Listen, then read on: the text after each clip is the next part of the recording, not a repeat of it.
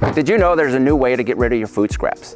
Hi, I'm Robert Picano. In this episode of the Mayor's Minute, I'm with Crystal Denning, the Vice President of CR&R, who's going to explain California Bill 1383. Crystal, what can you tell us about that? Well, you know what? You are absolutely right. There has been a change in law. In fact, it went into place this year, starting January 1st. So what does that mean for everybody? So carts like this one, here we have at City Hall, we've helped them get a program in place for being able to collect their food scraps. So before, we used to just have a cart for your yard trimmings, grass clippings, items like that, leaf debris.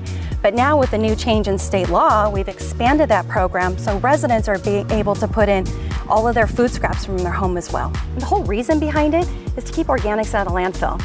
Why? Because they contribute to climate change. One of the biggest things when organic items decompose in landfill is they produce methane gases.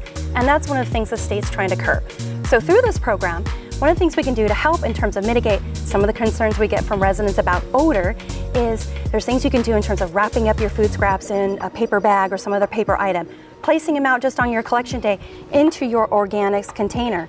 Other tips include sprinkling a little bit of baking soda in your container as well. That also helps with the odor.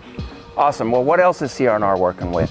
One of the other things we're working with is a lot of times people don't realize the importance of how significant batteries can be.